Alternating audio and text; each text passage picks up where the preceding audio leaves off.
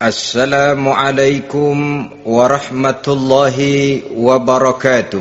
Waalaikumsalam warahmatullahi wabarakatuh. Bismillahirrahmanirrahim. Alhamdulillahi rabbil alamin.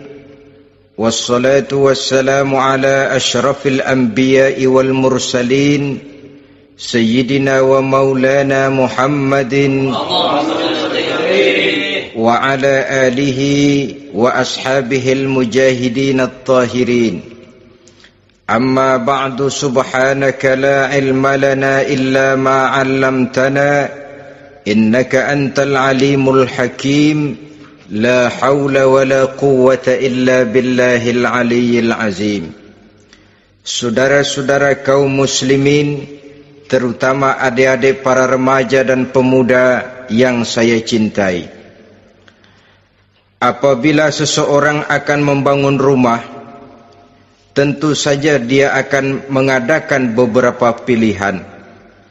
Sejak dari memilih lokasi di mana rumah itu akan didirikan, sampai kepada menentukan bahan-bahan kualitas yang akan dipakainya, sampai kemudian kepada wujud dan bentuk rumah yang akan ditinggalinya.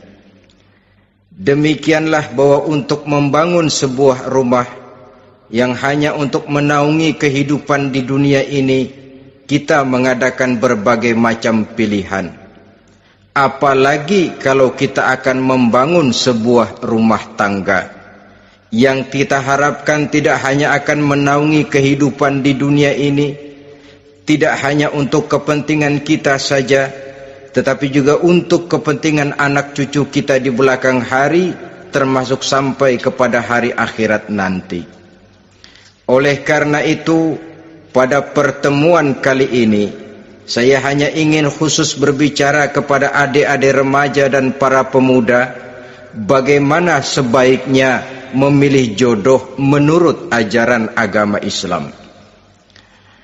Dalam Al-Quran, Allah subhanahu wa ta'ala menjelaskan, Zuyyina linnasi hubbus syahawati minan nisa, bahwa manusia apapun jenisnya, asal dia bernama manusia, dihiasi dengan perasaan cinta kepada perempuan. Jadi sejak dahulunya secara fitrah, laki-laki senang kepada perempuan, sebagaimana perempuan pun senang kepada laki-laki. Dihiasi rasa cinta ini dalam kehidupan manusia. Dan oleh karena adanya rasa cinta, berkembanglah segala macam persoalan. Sehingga seorang ahli cinta pernah berkata, cinta adalah 5 huruf yang membuat persoalan tidak akan pernah selesai. 5 huruf yang membuat persoalan tidak akan pernah selesai-selesai. Tetapi dalam kehidupan sehari-hari sering kita saksikan bahwa cinta ini bisa mendorong, memberikan motivasi yang baik, dan cinta ini pun bisa juga memberikan dorongan yang tidak baik. Oleh karenanya, apabila cinta itu ibarat setetes embun yang jatuh di bumi yang subur, akan tumbuhlah di atasnya aneka ragam bunga-bungaan yang harum semerbak, indah mewangi, sedap dipandang orang, menebarkan rasa aman, damai, sentosa, dan begitu selanjutnya. Tapi jika cinta itu jatuh di hati yang gersang dan tandus, tidak ada yang akan dapat tumbuh di sana selain sirih memanjat batu, kuning daunnya, lemah gagangnya, maka cinta yang semacam itu tidak akan memberikan dorongan positif kepada seseorang di dalam kehidupannya. Maka lebih dahulu kita akan membicarakan cinta dalam artian yang positif ini, untuk nanti sampai kepada perempuan yang bagaimana yang harus kita cintai, atau laki-laki yang bagaimana yang harus dicintai oleh seorang perempuan. Saudara hadirin yang saya hormati, cinta dalam artian yang positif, pertama, dia selalu mendatangkan keindahan. Yang kedua, cinta itu memberikan energi atau semangat untuk berjuang. Dan yang ketiga, cinta itu selalu membawa resiko dalam bentuk pengorbanan. Maka cinta yang positif pertama melahirkan keindahan. Disinilah orang memerlukan filter atau saringan. Sebab keindahan yang didasarkan karena cinta itu merupakan satu keindahan yang relatif saja. Boleh jadi karena indah orang jadi cinta, boleh juga jadi karena cinta segala sesuatu terasa jadi indah. Namun bagaimanapun juga, kalau hati sudah diliputi oleh rasa cinta, segalanya akan terasa menjadi indah. Cinta itu adalah keindahan. Yang kedua, cinta itu energi, melahirkan dorongan dan semangat. Yang lemah bisa menjadi kuat, yang takut bisa menjadi berani, yang jauh jadi terasa dekat. Itu semua karena dorongan cinta. Dan dari energi ini lahirlah yang ketiga, bahwa cinta adalah pengorbanan. Sehingga orang berkata, berani bercinta artinya harus berani berkorban. Takut berkorban, jangan bercinta. Kalau cinta ini kita salurkan kepada nilai-nilai agama umpamanya, yang pertama, cinta mendatangkan keindahan. Kita cinta kepada agama, maka apapun yang diperintahkan oleh agama akan terasa menjadi indah. Solat akan terasa menjadi indah, puasa terasa menjadi indah, zakat terasa menjadi indah, jihad pun akan terasa menjadi indah. Persis kalau kita cinta kepada seorang gadis. Jika kita cinta kepada seorang gadis, apanya saja akan kelihatan menjadi indah. Jalannya terasa indah, lenggang-lenggoknya terasa indah, suaranya merdu padahal cemprengnya bukan main. Seluruhnya akan mendatangkan keindahan karena dasarnya sudah cinta. Cinta membawa kepada keindahan. Yang kedua, cinta itu melahirkan energi. Orang yang cinta kepada agama akan lahir tenaga dan semangatnya melaksanakan ibadah, melaksanakan puasa, melaksanakan zakat, melaksanakan solat, melaksanakan haji, bahkan melaksanakan jihad sekalipun. Cinta selamanya menimbulkan energi dan semangat. Sama saja dengan kita apabila jatuh cinta kepada seorang gadis, walaupun rumahnya jauh, katanya, gunung pun akan kudaki, lautan pun kuseberangi. Untuk apa itu? Untuk menemui apa yang kita cintai. Cinta selamanya melahirkan energi. Capek tidak terasa, lelah tidak terasa, semuanya tertutup oleh keindahan yang bernama cinta. Lalu yang ketiga, cinta membawa pengorbanan. Apabila kita cinta kepada agama, maka pengorbanan terhadap apapun yang diminta oleh agama, baik itu pengorbanan waktu, tenaga, pikiran, harta, bahkan pengorbanan nyawa sekalipun, kita tidak akan berat melaksanakannya karena cinta kita kepada agama yang kita anut ini. Demikian juga cinta kita kepada seorang perempuan akan membuat kita rela berkorban. Apapun yang dia minta, jangankan kita tidak mampu, jangankan kita mampu, kita tidak mampu sekalipun, kita masih berusaha untuk mampu guna memenuhi tuntutan si buah hati belahan jantung. Kadang-kadang malam minggu si doi ngajak nonton, umpamanya duit tidak ada, gajian belum, kerja enggak, timbullah inisiatif, entah sepatu kita jual ke tukang loa, entah celana mampir dulu ke tempat lain, yang penting kita berkorban untuk memenuhi permintaan si buah hati belahan jantung. Ketika itu pengorbanan sudah tidak kita rasakan lagi. Bahkan pengorbanan yang paling pedih sekalipun, dalam gurau, dalam bercanda misalnya, dicubit kita oleh kekasih kita, pedih bukan main, terkelupas kulit, mengalir darah, bukan nangis, nyengir. malah kadang-kadang minta tambah dicubit lagi. Itulah romantikanya cinta, sanggup membuat orang berkorban, melahirkan energi dan semangat, menambah keindahan dalam kehidupan, sepanjang dia dalam artian yang positif. Kalau demikian masalahnya, di dunia yang penuh dengan perbenturan nilai sekarang ini, orang sering salah jalan bagaimana memilih jodoh untuk membangun rumah tangga yang bahagia. Jangan lupa bahwa membangun rumah tangga ini bukan hanya untuk 1-2 bulan, bukan hanya untuk 1-2 tahun, bahkan bukan cuma untuk kehidupan dunia, lebih daripada itu pun untuk menunjang kebahagiaan di akhirat.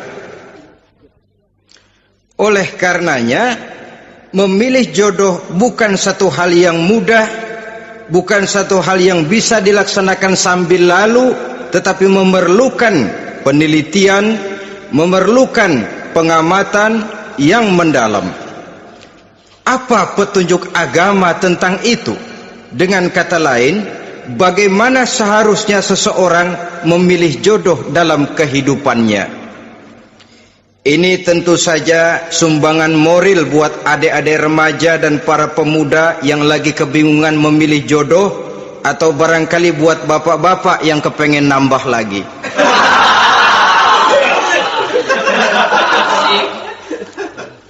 Mohon maaf kepada ibu-ibu, saya tidak menganjurkan, cuma ngajarin. Yang pertama, menurut Nabi, nikahilah perempuan itu karena rupanya, karena hartanya, karena keturunannya, dan karena agamanya. Ada 4 motif utama di sini. Pertama, memilih jodoh, lihatlah rupanya. Lagian siapa yang kepengen dapat jodoh rupanya nggak karu-karuan? Cari rupa yang cantik, indah, dan menawan. Namun jangan lupa, saya katakan di zaman di mana sering terjadi benturan nilai seperti sekarang ini, orang sulit untuk mendapatkan keaslian.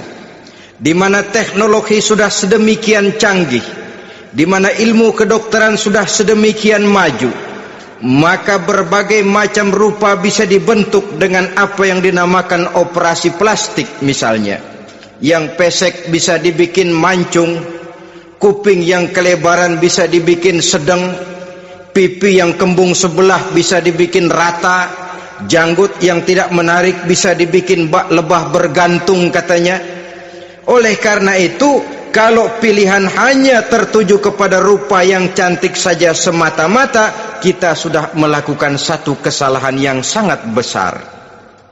Sebab apa?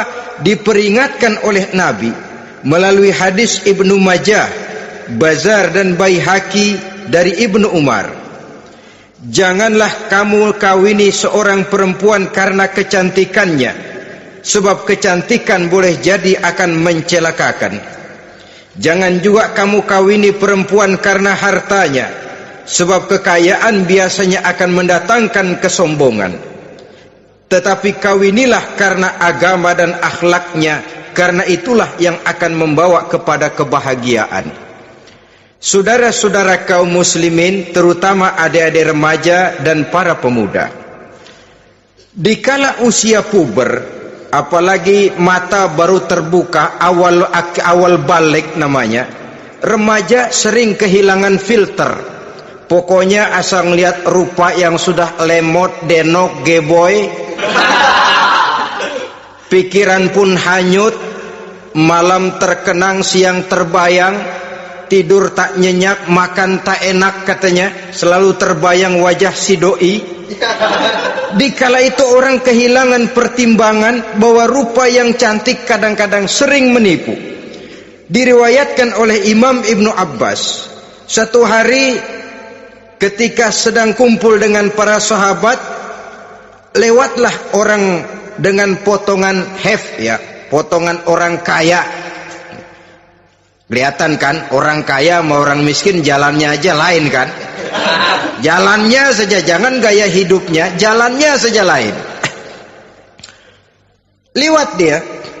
Rasul bertanya kepada seorang sahabat, menurut pendapatmu bagaimana orang yang lewat itu? Kata sahabat, oh yang lewat ini ya Rasul, kalau dia meminang perempuan pasti diterima, kalau dia menolong orang pasti berhasil, kalau dia ngomong pasti didengerin. Kenapa? Orang kaya. Orang kaya ya Rasul. Kalau dia minang, perempuan mana yang kagak bisa menerima kalau dipinang oleh orang kaya, biar mukanya udah belipet kayak dompet tanggung bulan. Kalau memang duitnya banyak, nggak kelihatan tuh muka yang belipet, yang kelihatan duit. Kalau dia nolong orang pasti berhasil apa yang dia tolong itu. Kalau dia ngomong pasti didengerin orang, walaupun omongannya biasa-biasa saja. Kenapa? Orang lihat penampilannya. Sudah, ketika orang itu lewat, beberapa lama kemudian lewat lagi seseorang yang kelihatannya miskin. Rasul tanya lagi, kalau orang ini bagaimana pendapat kamu? Wah, potongan begini sih Rasul, kalau dia minang orang tolak. Siapa yang mau kawin sama kere begini? Kalau dia nolong orang pasti nggak berhasil. Kalau dia ngomong kagak bakalan ada yang mau dengerin. Siapa yang mau dengerin orang susah ngomong? Setelah orang itu lewat, apa kata Rasul? Orang yang terakhir yang lewat ini, yang barusan lewat, jauh lebih baik dari yang pertama yang lewat tadi. Jauh lebih baik. Maksud dari ucapan ini, Rasul sebenarnya mendidik para sahabat jangan tertipu oleh penampilan. Sebab penampilan tidak selamanya mencerminkan keaslian. Apalagi di zaman sekarang, salon di mana-mana bejibun.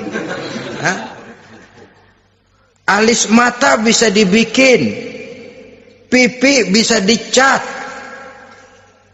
Yang pinggir kuning, yang tengah merah, di sebelah merah ada yang kehitam-hitaman, persis orang kepentok tiang listrik.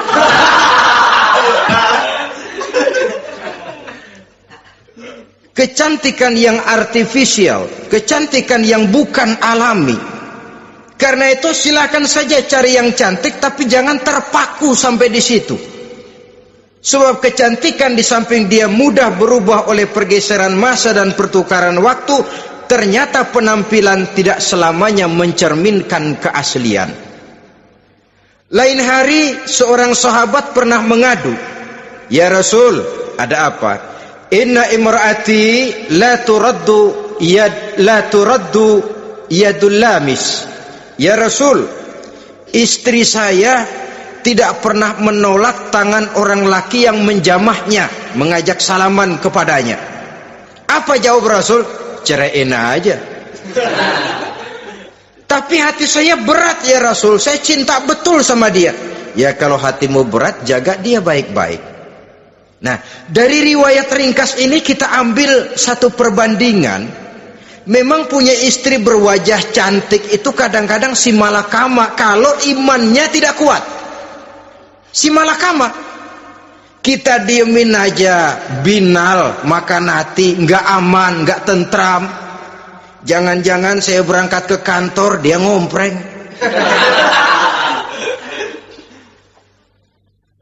Buah si malakama, seperti orang tadi, ya Rasul, istri saya kelihatannya sebenarnya tidak negatif maksudnya ini, cuma bersalaman, tapi terlalu ngobrol.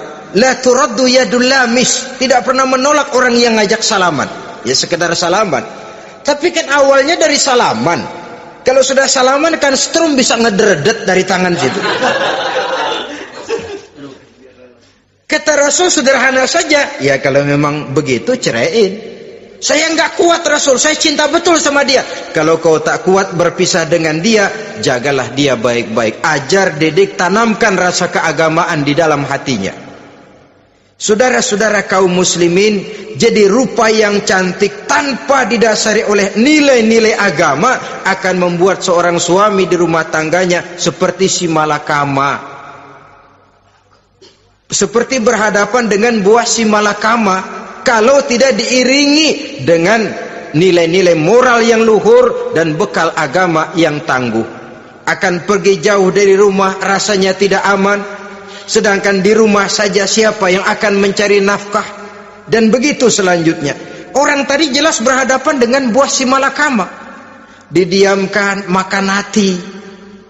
Sebab maaf, kalau seorang suami sudah tidak punya rasa cemburu terhadap istrinya, itu kan yang disebut dayus. Dan dayus itu jangankan masuk surga, bau surga saja dia tidak dapat. Tapi cemburu dalam artian bukan cemburu buta, cemburu dalam artian yang wajar. Dia cemburu, akan dikerasi takut kalau istrinya minta cerai, sedangkan dia cintanya sudah kadung medok bener. Si malakama jadinya. Nah, ini juga satu riwayat yang memberikan gambaran kepada kita. Pilihan, silakan cari rupa yang cantik saja, cari yang cantik. Tapi kalau itu dijadikan motif utama tanpa dasar-dasar agama, saya khawatir nanti rumah tangga kita akan berhadapan dengan buah si malakama. Jadi adik-adik remaja, usaha, ikhtiar, cari yang cantik, yang kira-kira nggak membosenin, supaya kita betah tinggal di rumah, supaya kita merasa ada tempat berbagi rasa, ada tempat kita bernaung. Sebab kalau nyari bini sebini-bininya mah, ya jodoh di tangan Tuhan, kagak usah nyari juga ntar datang diri umpamanya. Iya, kalau yang datang peot. Orang harus berusaha, walaupun pada akhirnya jodoh toh memang ditentukan Allah. Kan 3 hal yang kita tidak bisa menentukan itu katanya. Maut, rezeki, jodoh. Itu yang masuk mysterious problem. Problem yang misterius. Maut misterius. Kapan kita mati kita sendiri tidak tahu. Tahun depan, 50 tahun lagi, 100 tahun lagi, tidak pernah seorang pun diberitahu. Tapi yang pasti dia bakal datang. Kapan dan di mananya kita tidak tahu. Bisa di rumah, bisa di masjid, ya alhamdulillah. Bisa di majelis taklim, syukur. Bisa di medan perang membela agama, bagus. Pasti dia akan datang. Maut, mysterious problem, sesuatu yang kita tidak tahu kapan datangnya. Rezeki gitu juga, sehingga orang sering bilang rezeki katanya kayak bayangan. Kita ubur-ubur dia lari, kita diam dia mah diam. Setengah mati kita ubur-ubur, emang ukuran segitu aja. Begitu kita nggak ngapa-ngapain, datang yang bawain rezeki. Namanya rezeki itu mysterious problem. Kadang-kadang ngobek, sungsang, sumbul, udah segala tanah orang kita ukur-ukurin. Udah segala ngomong sudah nggak ada yang loh, terus udah buta.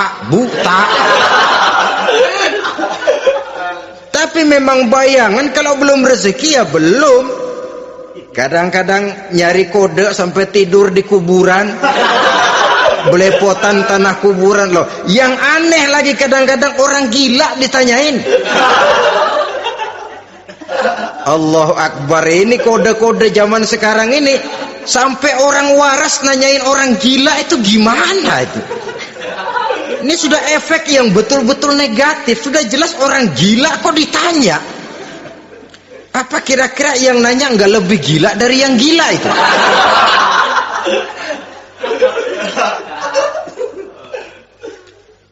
Saudara-saudara kaum muslimin, terutama adik-adik remaja dan para pemuda, jadi silakan saja cari rupa yang cantik, karena dia akan jadi tautan hati, buah hati belahan jantung, tempat kita berbagi rasa, tempat kita pulang dan tinggal di rumah tangga kita. Tapi hendaknya kecantikan rupa itu diiringi juga dengan kecantikan budi. Karena itu cari rupa yang cantik. Ini pilihan utama. Yang kedua, kata Nabi, harta, cari yang kaya. Tetapi jangan lupa, jangan dijadikan pilihan utama, karena kekayaan sering mendatangkan kesombongan. Apalagi kalau seorang pemuda mendapat istri orang kaya. hidupnya dimodali oleh istrinya, maka biasanya wibawanya sebagai seorang suami akan hilang. Akhirnya komando di tangan istri. Dikala itulah suami tidak lebih daripada prajurit yang taat kepada komando istrinya. Padahal menurut konsep Quran, ar-rijalu qawwamuna 'alan nisa, laki-laki diciptakan sebagai pembimbing bagi perempuan. Kalau nanti suatu saat terjadi benturan, sedangkan modal diberikan oleh istri, terjadilah pengungkitan. Kata istrinya apa? Lu jangan bertingkah, lu kan kawin sama gue, modal lu kolor doang.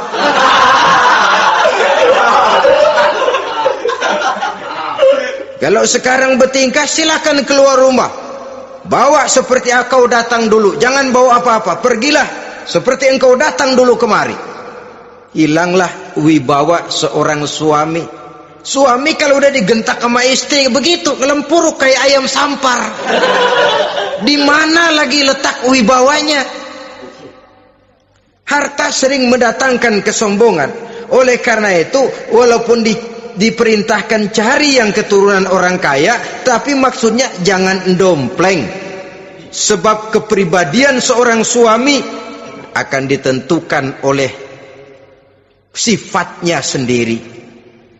Keberadaannya ditentukan oleh karya dan perbuatannya sendiri. Itulah yang akan menampilkan kepribadian dia dalam kehidupan di masyarakat ini.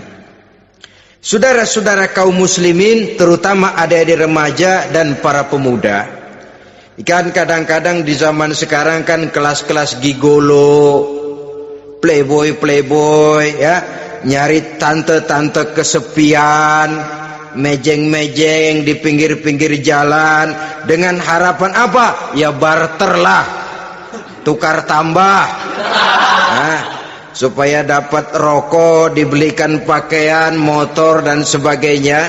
Tapi yang jelas hilang harga diri sebagai laki-laki, dan itu yang paling mahal.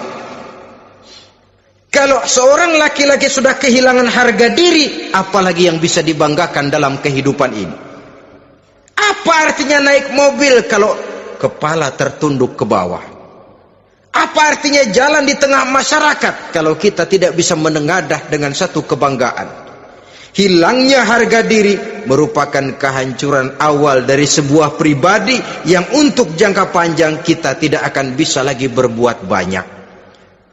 Tanpa harta orang memang sulit untuk bahagia, tapi harta semata-mata bukan merupakan jaminan bahwa orang lantas akan bahagia. Saya barangkali harus berkata, banyak orang miskin yang kaya, tapi tidak sedikit orang kaya yang miskin. Saya ulangi ini, banyak orang miskin yang kaya, tetapi tidak sedikit orang kaya yang miskin. Nah, bagaimana pengertiannya? Orang miskin yang kaya, materinya sederhana, peralatan rumah tangganya sederhana, tapi hatinya kaya. Oleh karena hatinya kaya, jiwanya lapang. Sebaliknya, orang kaya yang miskin, di tengah kelimpahan materi yang berlimpah, segalanya serba ada, hatinya yang miskin. Kelimpahan materi tidak akan sanggup mengobati kemiskinan hatinya. Sehingga di tengah kehidupan yang serba ada, dia masih merasa kurang, maka dia tidak pernah cukup. Di tengah kemilauan dan gemerlapan serta glamornya rumah mewah, dia merasa hidup di tengah gurun pasir yang gersang dan tandus. Karena itu, biarlah miskin harta tapi kaya budi, daripada kaya harta tapi miskin budi. Lebih utama lagi kaya harta, kaya budi. Itu idealnya.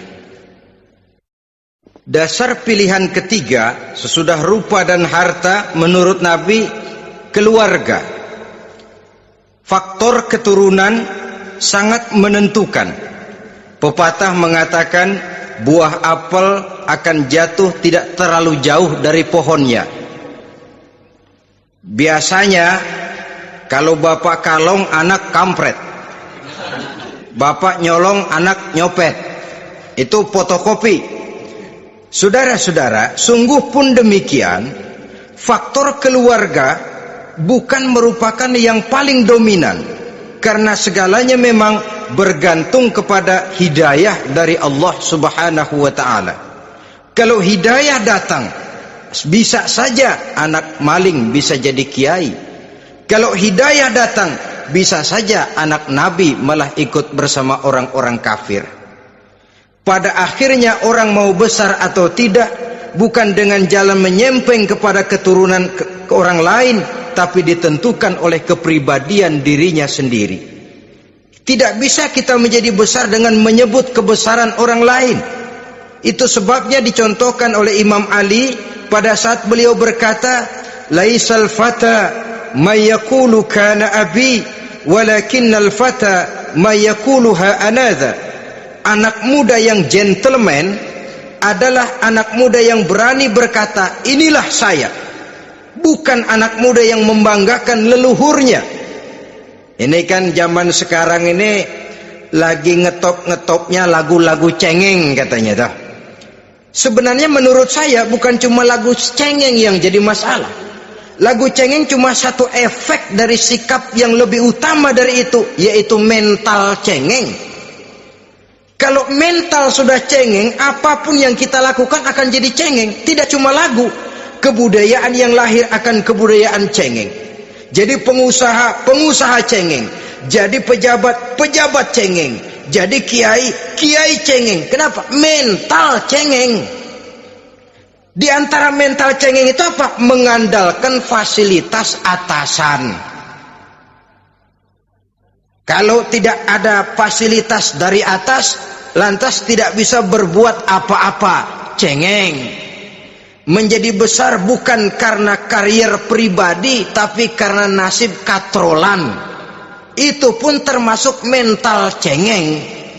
Sedikit gagal, bagaimana sedikit jalan buntu, sedikit deadlock, lu ngapain lu melulu? Saudara hadirin yang saya hormati, jadi lebih penting dari sekedar lagu-lagu cengeng, saya malah lebih suka bicara mental cengeng ini. Mental yang cepat putus asa, mental yang tidak mau mengeluarkan usaha maksimal, mental yang hanya mengandalkan fasilitas, sedangkan pribadinya tidak lebih daripada pribadi sumuhun dawu, pribadi kulon nuwun, pribadi kumaha juragan wae, pribadi oke bos, pribadi asal bapak senang. Bukankah itu semua merupakan cermin dari mental-mental yang cengeng, yang untuk jangka panjang tidak akan pernah menguntungkan daripada pembangunan bangsa dan negara yang kita cintai ini. Seseorang mau besar atau tidak bukan dengan jalan menyempeng kepada kebesaran orang lain. Bahkan Syauqi dalam sebait syairnya yang lebih tegas mengatakan, wa syarrun nasi zu khumulin iza fakhartahum zakarul jaduda wa syarrun nasi wa khairun nasi zu syarafin qadimin aqama li nafsihi syarafan jadida. Generasi yang paling jelek adalah generasi pemalas. Kalau kelihatan orang lain lebih hebat dari dia, disebut-sebutnya kebesaran nenek moyangnya. Dia sendiri nggak punya prestasi apa-apa. Kerjanya cuma ngandeli kerjanya cuma menggelayuti fasilitas orang tuanya. Tanpa itu dia tidak akan punya nilai dan harga sama sekali. Ini generasi paling jelek. Kalau orang lain kelihatan lebih hebat, dia sebut nenek moyangnya. Lo sih belum apa-apa, lo baru kopral lo. Engkong gua no, komandan Hansip. Engkongnya yang disebutin. Dia sendiri tidak punya prestasi apa-apa. Jadi silahkan saja cari gadis dari keturunan keluarga yang baik-baik, tapi jangan jadikan tendensi utama, jangan dengan niat untuk menyempeng kepada kebesarannya, tapi paling tidak dengan niat agar mudah-mudahan dari benih yang baik ini akan lahir keturunan-keturunan yang baik pada akhirnya nanti. Itu yang kita harapkan. Bukan lalu dengan pertimbangan, weh, mertua gue bos nih, kali aja begitu gue kawin dia mampus. Ini semua warisan kan jatuh kemari semua. Kalau itu niatnya sudah jelas salah. Kita mencari perempuan dengan keturunan-keturunan yang baik dengan berharap agar anak-anak kita nanti yang akan merupakan benih cucunya akan melahirkan kebaikan-kebaikan seperti leluhurnya dulu. Saudara, pilihan yang keempat kata Nabi, agama. Ini yang paling inti. Kenapa? Agama itu motivasinya moral. Di sini segalanya ditentukan. Rupa yang baik, harta yang banyak, keluarga yang luhur. Kalau sudah dilandasi oleh agama yang rapuh, bahkan tidak beragama sama sekali, ketiga hal di atas tadi hanya akan mendatangkan malapetaka. Sekarang kan kita tertipu oleh penampilan, padahal penampilan belum tentu kenyataan. Di jalan-jalan kita akan lebih terpesona melihat gadis pakai miniskirt di atas lutut ketimbang kita melihat gadis-gadis yang pakai jilbab. Kalau sudah pakai jilbab keliwat, yang usil banyak banget, bau sorga nih. Bau sorga katanya. Tapi kalau sudah yang pakai miniskirt itu yang lewat, itu dari ujung ke ujung mata kagak mau kedip. Laler nemplok di mata kagak dirasain. Kita terpesona oleh penampilan zahir, padahal penampilan belum tentu memantulkan hal yang sebenarnya. Tapi memang itulah watak manusia. Watak manusia, saya katakan manusia tanpa kecuali. Tetapi bergantung kepada pemikiran jangka pendek atau jangka panjang. Kalau jangka panjang yang kita pikirkan, ya tentu kita tidak akan mudah terpesona oleh hal yang zahir. Sampai-sampai Quran sendiri mengatakan budak yang hitam legam tapi beriman itu lebih baik daripada orang-orang musyrik walaupun cantik, denok, lemot, geboy. Ada lagi nggak bahasa yang lebih dari itu? Cantik, denok, lemot, geboy, bahenol, nerkom. Tapi kafir masih lebih baik budak yang hitam legam sekalipun kalau dia beriman. Kenapa? Rumah tangga untuk jangka panjang. So itu Islam tidak membolehkan kawin campuran dengan lain agama. Walaupun ada ayat yang mengatakan boleh kawin dengan ahlul kitab, tapi sebagian mufassir menjelaskan bolehnya kawin dengan ahlul kitab itu dalam kondisi darurat. Dalam kondisi normal tidak bisa. Kenapa? Kalau sudah berlainan agama, akan terjadi kerancuan rumah tangga untuk jangka panjang. Bagaimana membina dalam keharmonisan di rumah tangga? Bagaimana nasib anak-anak nanti? Kadang-kadang ada keluarga, kami sih keluarga modern. Anak-anak kami berikan kebebasan untuk milih agama apa saja. Bapaknya Islam, istrinya Kristen, anaknya ada yang Hindu, Buddha. Bagus nih, keluarga pecel namanya. Bagaimana keluarga modern bisa seperti itu? Padahal seorang suami bertanggung jawab di hadapan Allah. Dia akan ditanya tentang istrinya. Dia akan dimintakan pertanggungan jawab tentang anak-anaknya. Kalau istri kita berlainan agama, mungkin terjadi pengkaplingan.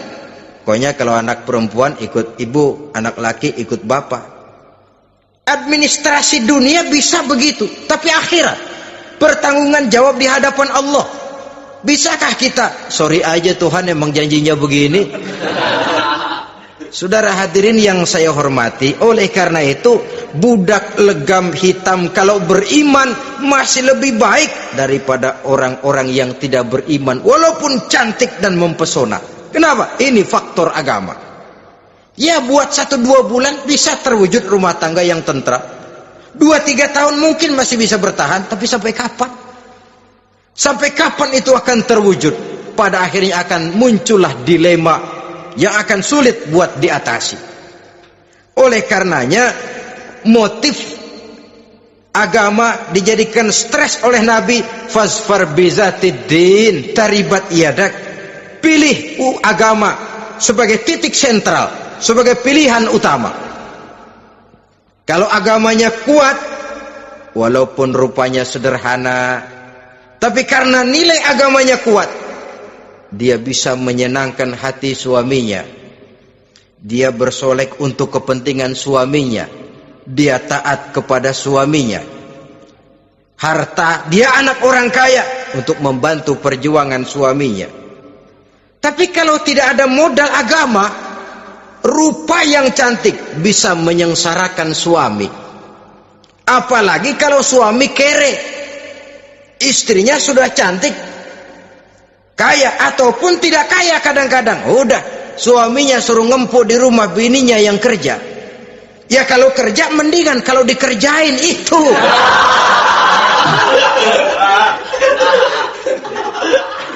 Itu yang repot. Saudara hadirin yang saya hormati, dan ini bukan satu dua kasus. Alangkah malangnya kalau sudah terkena hal seperti itu. Akhirnya seperti pengaduan sahabat kepada Rasul tadi.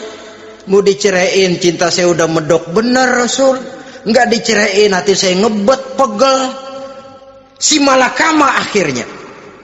Jadi oleh karenanya agama. Kalau dia cantik, walaupun miskin, agamanya kuat, dia bisa memelihara kehormatan diri. Dia kaya, agamanya kuat, hartanya disalurkan di jalan Allah. Karena itu agama jadikan pilihan utama. Dan ukuran agama itu bukan cuma jilbab loh. Ya kadang-kadang ada juga yang jilbabnya nggak pernah lepas, tapi kadang-kadang akhlaknya lebih binal dari yang kribo. Ada cuma sekedar kamuflase saja, itu pun penampilan, sekedar penampilan saja. Cuma dari segi aurat ya memang lebih baik dan lebih utama, dan saya kira lebih mengundang penasaran toh. Duren kalau udah dibuka kan kelihatan isinya, emang udah begitu, udah. Tapi kalau masih rapat, itu yang rasanya kita pengen buka, timbul tantangan, gue pengen tahu isinya. Rasanya juga begitu.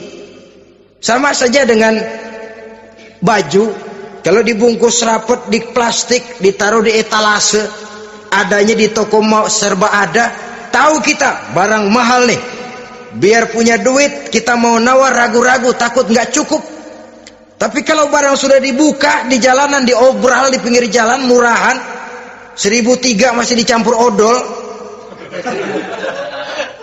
Yang begitu sih biar nggak punya duit, kita berani banget tanya, nawar, megang lagi nyemek. Berat duit nih bang.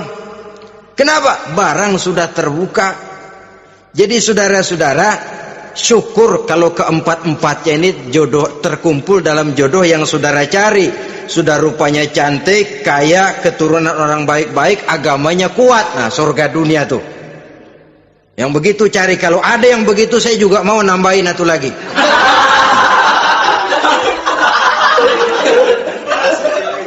Tapi yang kumpul keempat-empatnya ini terus terang saja langka. Makhluk langka ini. Kadang-kadang cantik, kaya, keluarganya hebat, agamanya nol, akhlaknya kayak setan.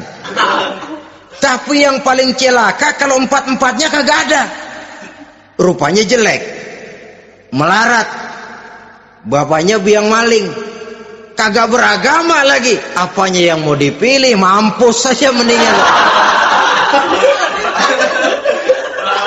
Sudah nggak ada pilihan sama sekali tuh. Sudah nggak ada pilihan sama sekali. Saudara hadirin yang saya hormati, terutama adik-adik remaja. Nah, lalu apa motivasi agama dalam pembinaan ini apa? Agama ini kan memberikan contoh bahwa perempuan yang baik itu, yang kita ingin jadikan dia sebagai ideal dalam pencarian jodoh, tandanya 3. Iza ra'aitaha saratka, kata Nabi. Kalau dipandang, dia bisa menggembirakan kamu. Kan ini yang penting buat seorang suami. Kalau saudara nanti jadi suami, punya istri yang jadi partner setia mendampingi suaminya. Kalau dilihat nggak bosenin, Kenapa? Dia berdandan untuk nyenangin hati suaminya, nggak bosenin. Kan kadang-kadang ada bini kalau kita pulang demek aja fotonya.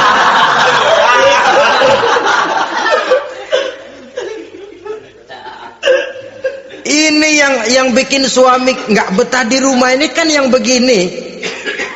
Adapun perempuan yang beragama, apabila dipandang oleh suaminya, dia pandai menyenangkan hati suaminya.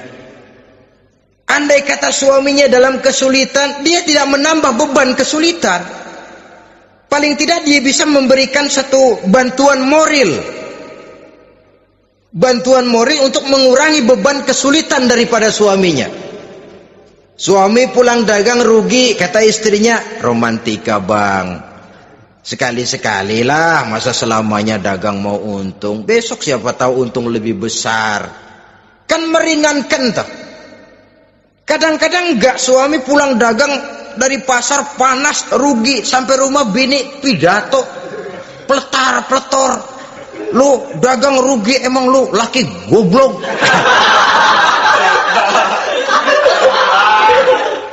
Sudahlah di pasar rugi, di rumah digoblok-goblokin. Ini nanti kena penyakit broken home yang begini ini. Padahal kesuksesan di kantor, kesuksesan di pasar, kesuksesan di medan tugas selalu dimulai dari kesuksesan dan ketenangan dari rumah tangga. Dia berhias untuk kepentingan suaminya, tidak terlalu berlebihan. Dan suaminya pun pandai menghargai istrinya dengan kata-kata yang menimbulkan gairah dan semangat. Melihat istrinya bersorak, kamu makin cantik saja. Jangan juga kadang-kadang suami ketus, ngelihat pulang kantor, lihat suaminya, istrinya dandan rapi, tumben lu mau bekasin apa? Mau bekasin katanya. Artinya apa ini? Pandai mengembirakan, bisa tenggang rasa, bisa berbagi rasa. Sehingga suami merasa ada tempat dia bertukar pikiran, ada tempat dia membicarakan persoalan. Dialog dalam kehidupan berumah tangga itu sangat diperlukan. Iza ra'aitaha sarratka, kalau dipandang dia sanggup mengembirakan kamu. Dikasih uang 500 senyum, 5.000 pun ketawa, menggembirakan. Dia bisa taruh kata hatinya kesel, tapi mulutnya senyum. Nah ini yang sulit ini, senyum tapi kesel, kesel tapi senyum. Kadang-kadang istri itu kan kalau sudah kesel, suami pulang nggak bisa dia menyembunyikan kekesalannya. Dari jauh suami sudah lihat ini yang nyambut, ini bemo ini. Udah monyong, serem. Saudara hadirin yang saya hormati, yang kedua, bila diperintah dia taat. Ini pengaruh agama. Sehingga Nabi mengatakan, "Lau amartu li ahadin ayyasjuda ila ghairiha, la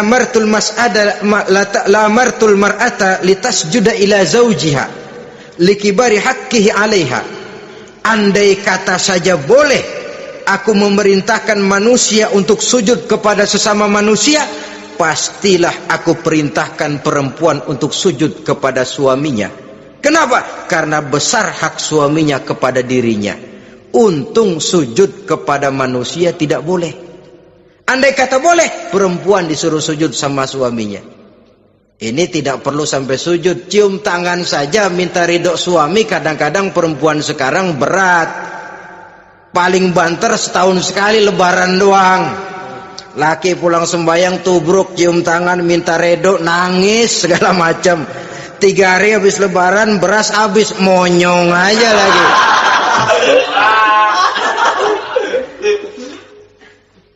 Saudara hadirin yang saya hormati, yang ketiga, akibat pengaruh agama, dia sanggup memelihara kehormatan diri dan sanggup menjaga harta suaminya. Memelihara kehormatan diri baik pada saat suaminya di rumah atau pada saat suaminya tidak ada di rumah. Satu riwayat, seorang sahabat akan pergi perang jihad di fi sabilillah. Ketika mau berangkat dia bilang kepada istrinya, saya mau berangkat perang. Kalau saya belum pulang kamu jangan keluar rumah. Baik bang. Pergi istrinya, pergi suaminya jihad. 1 minggu, 2 minggu berlalu, belum juga pulang. Satu hari datang utusan dari rumah orang tua si istri ini. Assalamualaikum bu. Waalaikumsalam. Ada apa? Ada berita kurang enak bu. Orang tua ibu sakit parah. Mohon tolong ditengokin. Apa kata si istri? Maaf saja, suami saya belum pulang dari medan perang. Saya belum dapat izin keluar rumah kalau dia belum pulang. Tolong sampaikan maaf saya kepada orang tuanya. Pulanglah utusan tadi. Besok balik lagi. Bu, ada apa? Udah Senin Kemis. Napasnya sudah sampai tenggorokan. Tolong tengokin buat terakhir kalinya bu. Suami saya belum pulang. Dia pesan kalau dia belum pulang saya jangan keluar rumah. Saya nggak bisa tengokin orang tua saya. Salam maaf saja. Pulang utusan itu. Besok balik lagi. Bagaimana? Sudah meninggal bu. Mau dikubur. Tengokinlah buat terakhir kalinya. Suami saya belum pulang. Saya belum berani keluar rumah kalau suami saya belum pulang. Itu janji saya sama suami saya.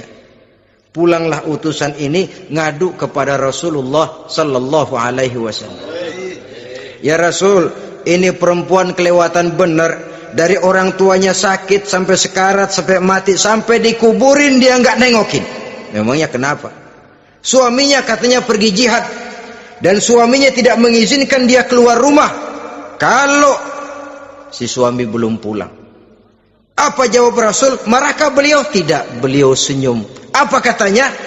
Dosa orang tua yang meninggal ini telah diampuni oleh Allah karena dia punya anak perempuan yang begitu taat kepada suaminya. Allahu Akbar. Dosa orang tua yang sudah meninggal itu diampuni oleh Allah karena dia punya anak perempuan yang begitu taat kepada suaminya. Ketaatannya kepada suaminya menyebabkan dosa orang tuanya diampuni oleh Allah Subhanahu wa taala. Suami pergi jihad, orang tua sakit keras, tidak berani dia keluar rumah. Itu tandanya bisa menjaga kehormatan diri. Kalaupun satu saat suaminya manggil, bu tolong ambilin uang di dompet. Dompetnya dibawa, bang ambil saja sendirilah, nanti salah ambil lagi saya. Kadang-kadang enggak, suaminya pergi mandi, dompet berantakan. Saudara hadirin yang saya hormati, ini motivasi agama. Jadi kecantikan zahir yang diimbangi dengan kecantikan batin oleh karena pengaruh agama tadi. Kalau sudah kemari, orang tidak perlu mikir-mikir operasi plastik, bikin yang pesek jadi mancung supaya orang tertarik, bikin belakang yang kurus jadi menarik. Tidak. Orang tidak perlu lagi pakai susuk-susukan, dipasang di bibir supaya kalau senyum orang gempor,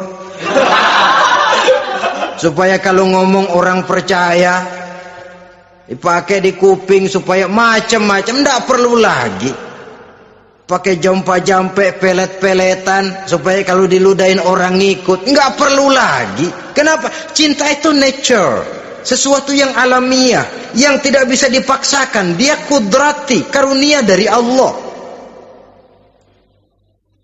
Tidak bisa cinta dipaksakan. Kalaupun bisa, dengan ilmu pelet, oh saudara bisa membuat orang jatuh cinta, ya 2-3 hari, 4-50 hari. Kesananya apa yang akan terjadi? Kelanggengan tidak akan pernah terwujudkan. Kenapa? Keterpaksaan yang akan timbul. Dalam kondisi semacam itu, rumah tangga tidak akan mengalami ketenangan dan ketentraman. Jadi biarkan cinta berjalan secara alamiah, karena dia memang alamiah. Saudara-saudara, nah sekarang kalau sudah ketemu nih yang 4 tadi, rupa cantik, keturunan boleh, kaya lumayan, agama kuat, apa yang harus kita cari? Apa yang harus kita lakukan? Apa pakai pepatah anak sekarang? Aku lihat, aku pikat, aku dapat, aku sikat, aku minggat. Bangsat.